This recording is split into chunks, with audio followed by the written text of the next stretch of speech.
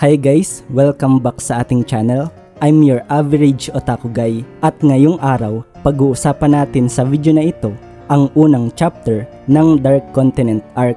Kung tapos nyo na yung anime ng Hunter x Hunter at interesado kayong malaman kung ano ang sunod na nangyari, tama ka ng pinuntahan. Tatapusin natin sa channel na ito ang lahat ng chapter ng Hunter x Hunter. Kaya mag-subscribe ka na sa channel na ito kung gusto mo ng gantong content. Paabutin nyo guys ng 10k subs yung channel natin para ituloy-tuloy na natin yung paglabas ng mga episodes. Anyway, simulan na natin. Nagsimula ang first chapter ng Dark Continent sa pagsigaw ni Vince. Nag-aalala ito dahil mayroon silang malaking problema. Narito pala ang lahat ng Sojaks na sina Botobay, Chidel, Misai Storm, Sakcho, Kobayakawa, Clock, Gel, Ginta, Kansai, Pion at Sayu. Pinaupo ni Kansai si Vince dahil sakto lang ang dating niya dahil mayroon ding sasabihin si Chidel. Tanong ni Sayu kung magbibitaw na ba si Chidel sa pagiging chairman. Sagot ni Chidel na wag siyang mag-alala dahil malabo iyong mangyari gaya ng pagbabago ng masamang asal ni Sayu. Tinanong ni Chidel kung ano ang sasabihin ni Vince dahil parang siya ay nagmamadali. Oo ang sagot nito at may gusto siyang ipapanood sa kanilang lahat. Makikita sa video na may isang lalaki na nagsasalita. May ipinapangako itong malaking pwedeng pagkuhanan ng pagkain at iba't iba pang resources na sasapat kahit nasa hinaharap na sangkatauhan o para sa future generation. Napaisip si Kansai, tanong niya kung sino ang taong iyon.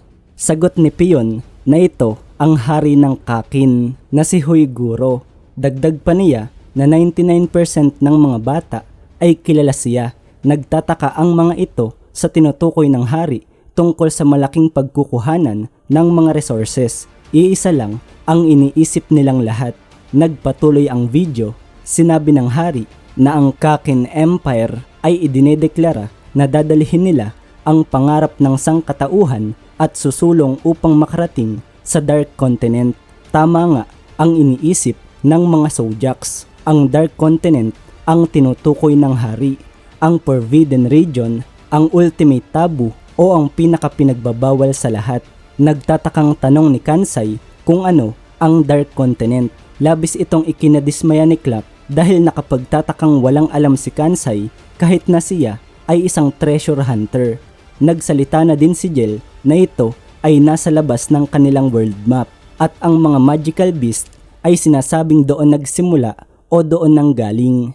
Nagsalita na rin si Ox na sa ancient manuscript o ang sinaunang kasulatan o aklat na sa tuwing sinusubukan ng sangkatauhan na maglakbay sa Dark Continent ay may great calamity na nangyayari. Ibig sabihin, may matinding sakuna ang nagaganap kapag may nagtatangkang pumunta sa pinagbabawal na lugar.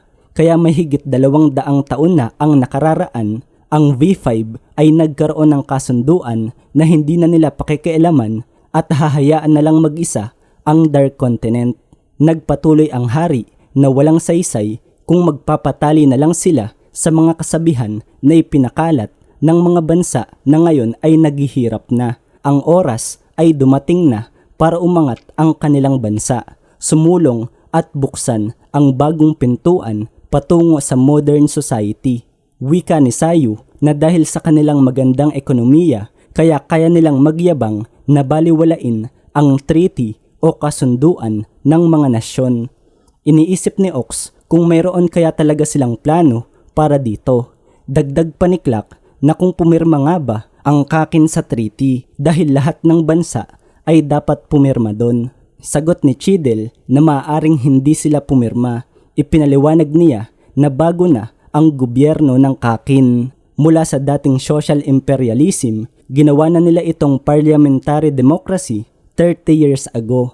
Ngayon, dahil hindi na nagbabase sa royal name ang pamumuno, sila ngayon ay isa ng bagong nasyon. Maaari silang tumanggi sa pag-renew ulit ng treaty. Pwede itong tawagin na masama o hindi patas dahil ang lahat ng mga nasyon ay pumirma doon.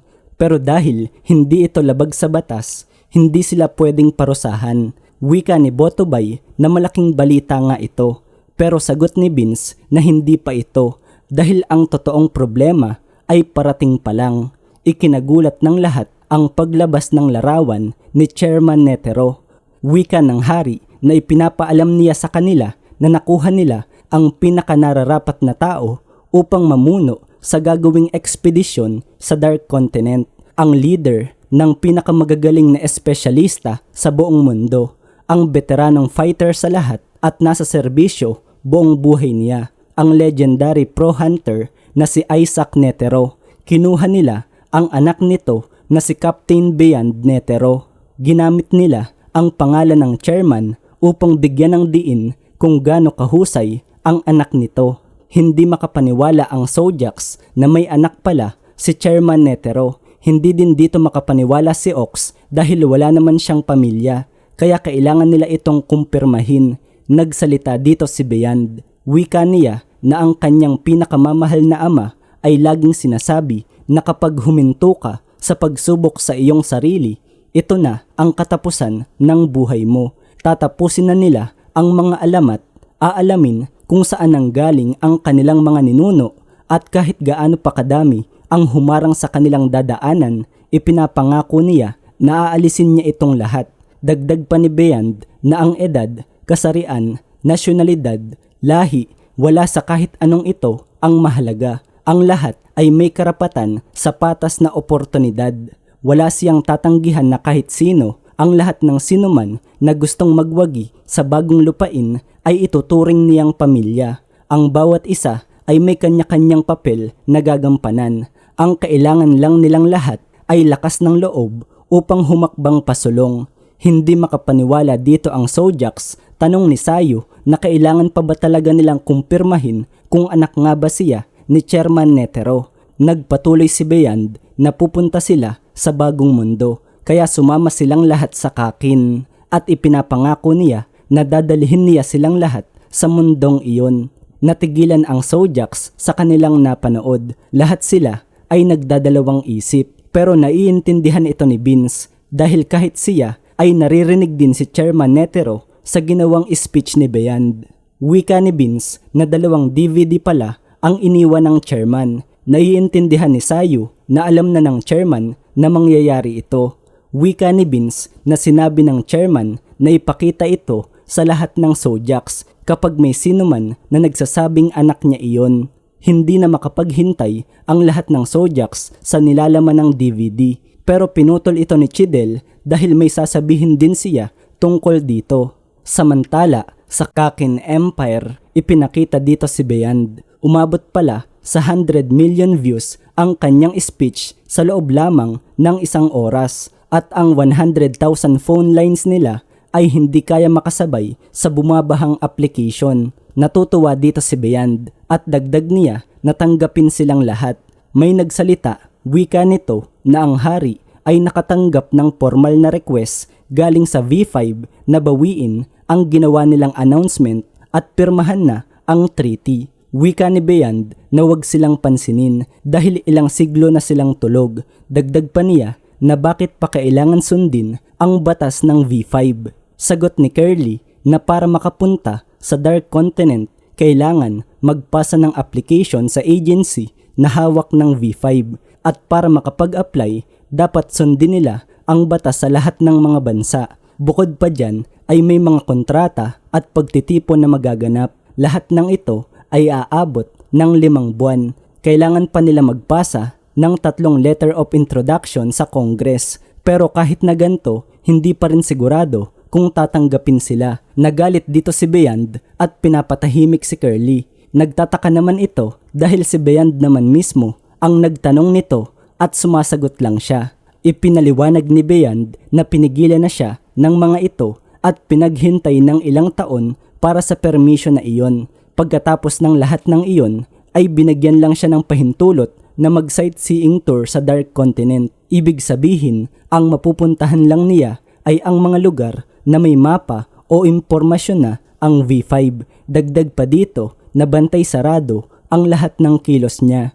Wika ni Beyond na gusto niya pumunta sa lugar na wala pang nakakapunta, makatagpo ng mga tao na hindi pa natatagpo ng sinuman. Gusto niyang maglakbay ng walang limitasyon at makakuha ng mga bagay na wala pang nakakahawak. Sa isang malawak at bukas na lugar, gusto niyang mag-iwan ng bakas sa bagong teritoryo. Wala siyang tatanggihan na sino mang gustong sumama, humabol o umalis, pero dudurugin niya ang sino mang magtangka na humarang. Ipinakita dito ang buong team ni Beyond para sa expedition nila sa Dark Continent at nandito din si Pariston. Balik kay Chidel, ang sasabihin pala niya na ang daga na si Pariston at ang boar na si Jing ay kapwa nang nag-submit ng request nila na aalis na sila sa Zodiacs at inaprubahan niya iyon. Kaya ngayon silang 10 na lang ang kabuuan ng Zodiacs. Kaya base sa bilin ng chairman na dapat nila itong panoorin lahat, kaya palagay niya na wala nang problemang tingnan ang mensahe ng chairman. At may idadagdag pa si Chidel dahil ito ay importante. Mayroon silang importanteng misyon galing mismo sa V5.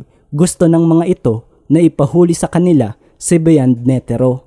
So ayun na nga guys, ito na ang unang chapter ng Dark Continent Arc. Ano sa palagay nyo? Nagustuhan nyo ba ang ating content? Sabihin nyo sa comment section. Paabutin natin guys ng 10k subs itong channel natin para wala nang hintuan to.